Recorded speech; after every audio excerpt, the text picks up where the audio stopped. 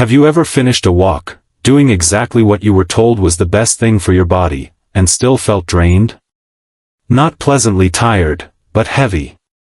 Like your legs were lagging behind your intentions. That dull ache.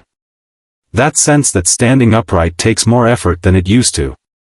If that's you, pause right here, because this isn't weakness, and it's not just age.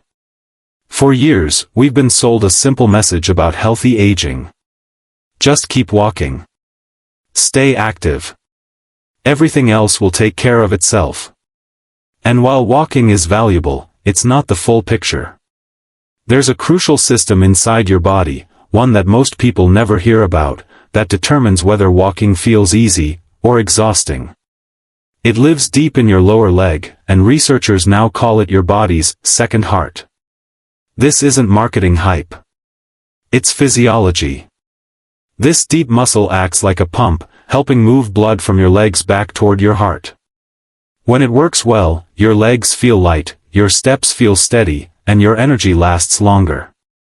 When it goes quiet, something that commonly happens after 60, everything changes. Blood pools in the lower legs. Swelling increases. Balance feels less automatic.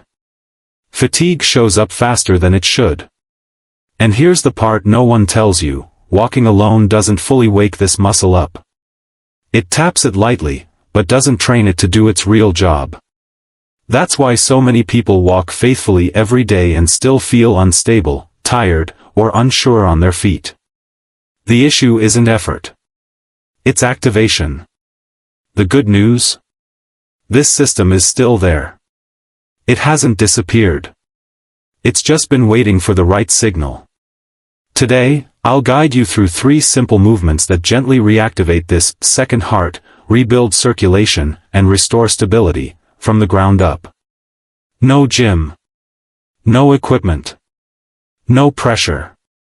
Each movement builds on the last, and by the end, you won't just know something changed, you'll feel it. Before we begin, take a moment and drop your name and where you're watching from in the comments. You're not doing this alone. Up next, we start with a seated movement that quietly wakes the system everything else depends on. Backhand index pointing right, don't skip it, this is where real change begins. If your legs feel swollen by afternoon. If standing up sometimes comes with a wobble. If balance feels less automatic than it used to be. This first movement may be the turning point you didn't know you needed. Hidden beneath the surface of your lower leg lies the soleus muscle, a deep, endurance-based muscle with an extraordinary job. Every time it contracts, it helps push blood upward, against gravity, back toward your heart. That's why scientists refer to it as your second heart. But after 60, this muscle often becomes underused, not because it's weak, but because modern movement patterns don't demand much from it. Walking only partially engages it. Sitting all day turns it off almost completely. So today, we wake it up, gently, safely, and intentionally, how to do the seated heel raise. Sit upright in a sturdy chair. Place both feet flat on the floor, knees bent about 90 degrees. Rest your hands lightly on your thighs, or hold small water bottles for gentle resistance.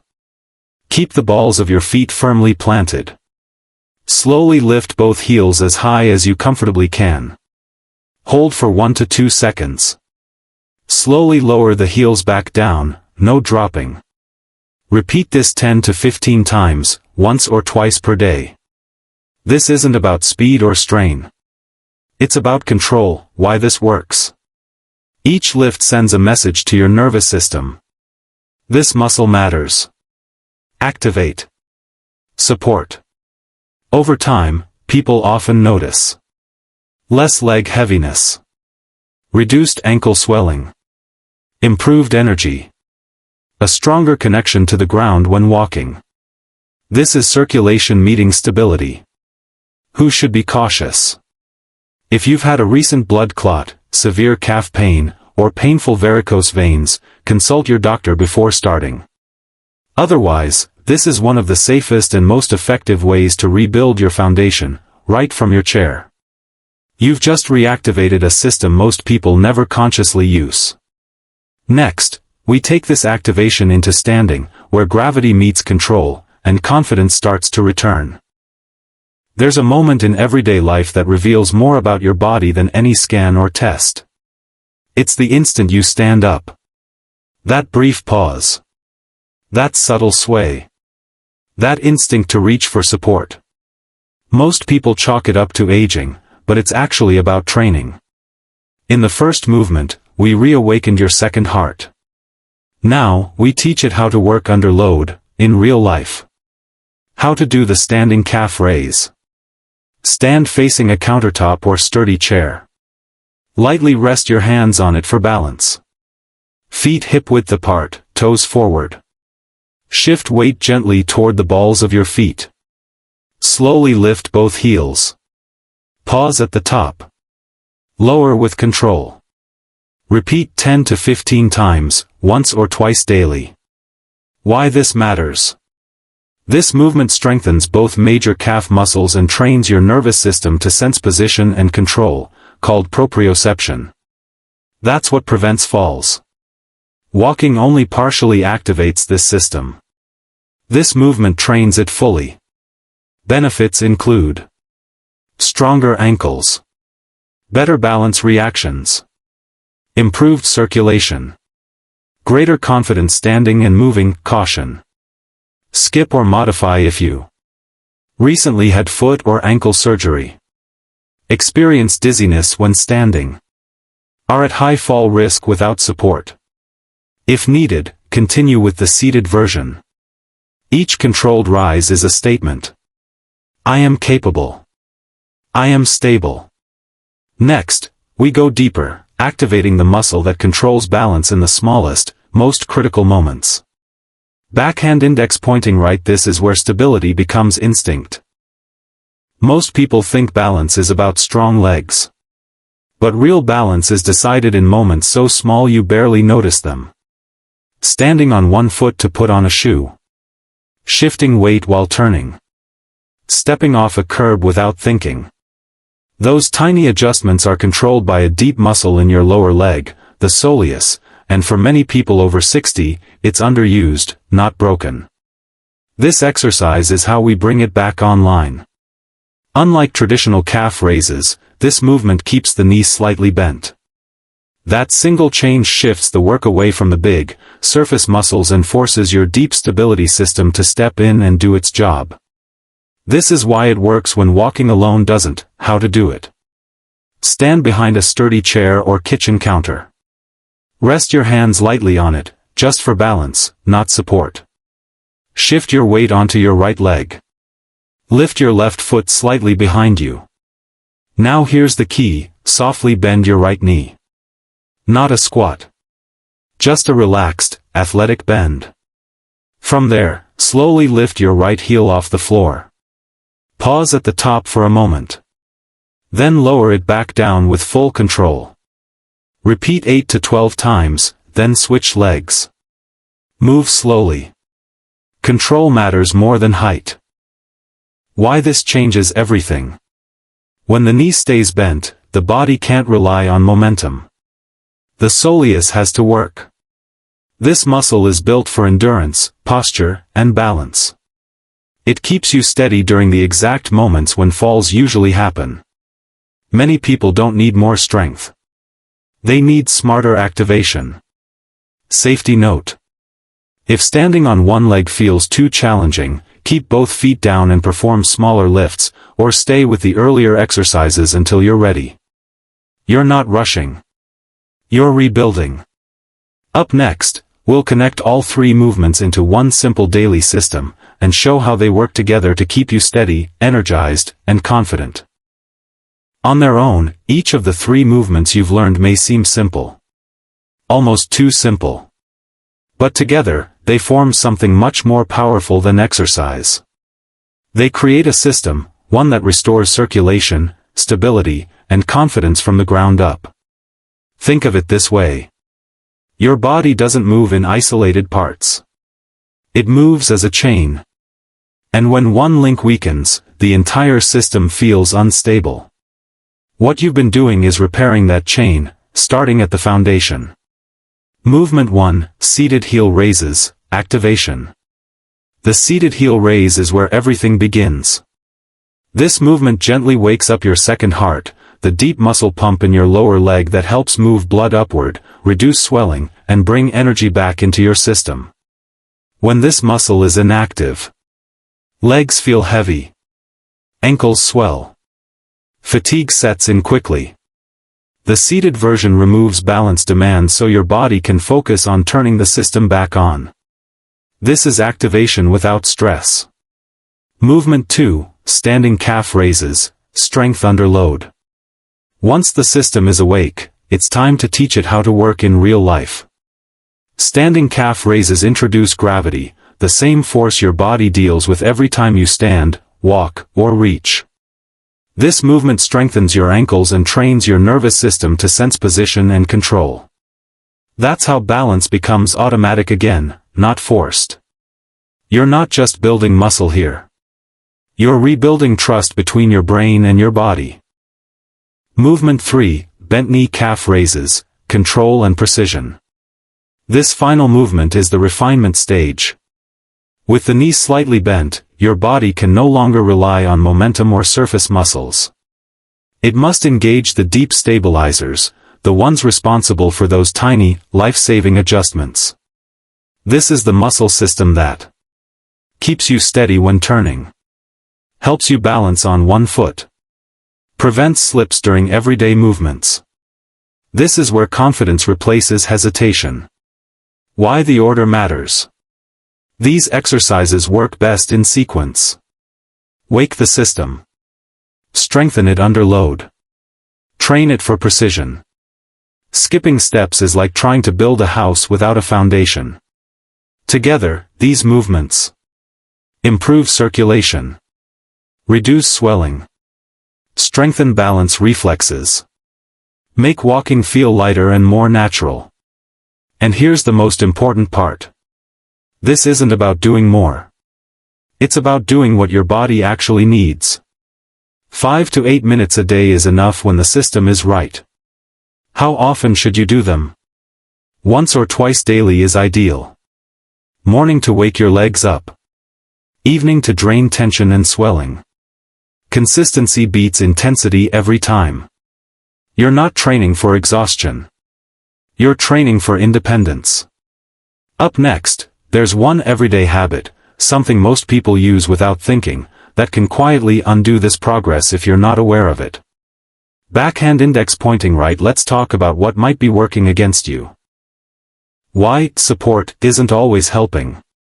There's something most people put on every single day without a second thought.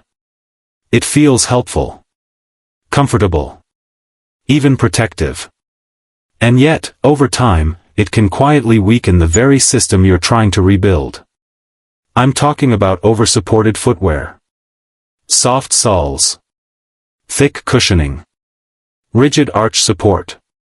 They sound like the safe choice, especially as we get older. But here's the truth most people never hear. Your feet are designed to communicate with your brain. Every step sends information upward, about pressure, position, and balance. That information tells your nervous system how to adjust your posture in real time. When too much cushioning sits between your feet and the ground, that feedback gets blurred. It's like wearing thick gloves while trying to pick up a small object. You can still do it, but precision fades. How this affects balance. Over time, excessive support can cause reduced foot awareness, slower balance reactions, weaker stabilizing muscles in the ankles and lower legs.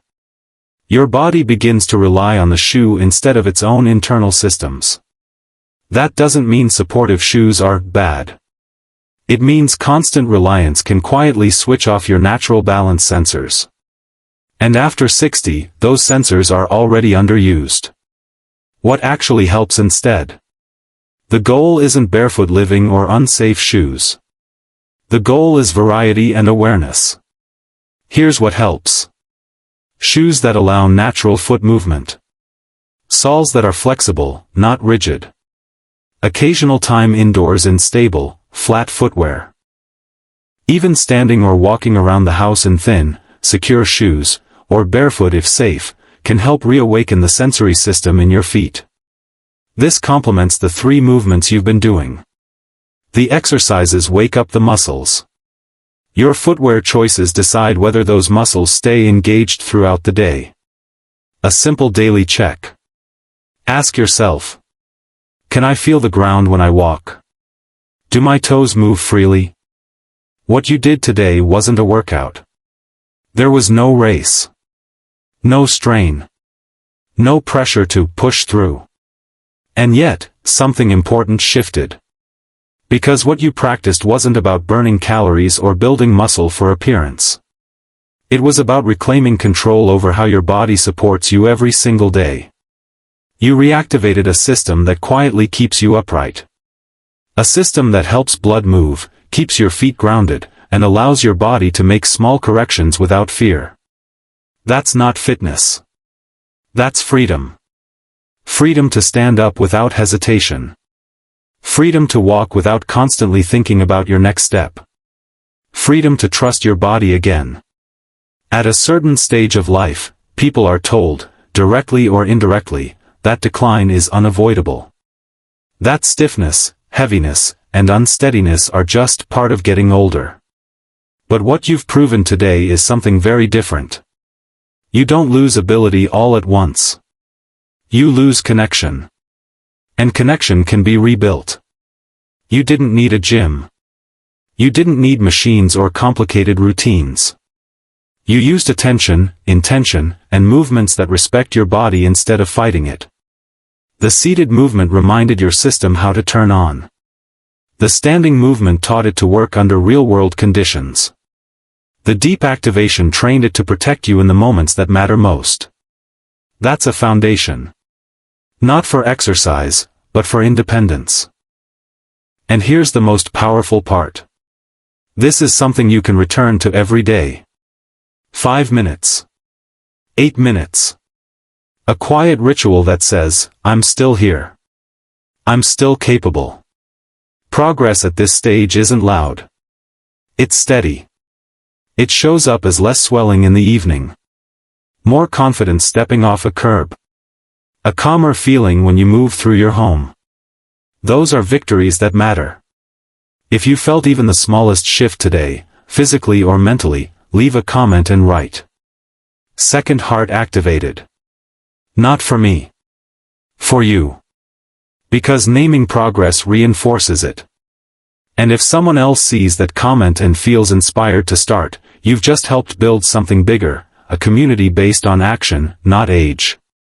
Your strength didn't disappear. It adapted. You're not losing power. You're learning how to use it differently. Stay steady. Stay aware. And remember. This isn't exercise. It's freedom. You didn't come here to work out. You came here to feel steady, confident, and in control again. And today, you took a step toward that. Remember, strength doesn't disappear with age. It simply waits for the right signal. If this helped you, even a little, write in the comments. Second heart activated. Keep showing up for your body. It's still listening. See you in the next one.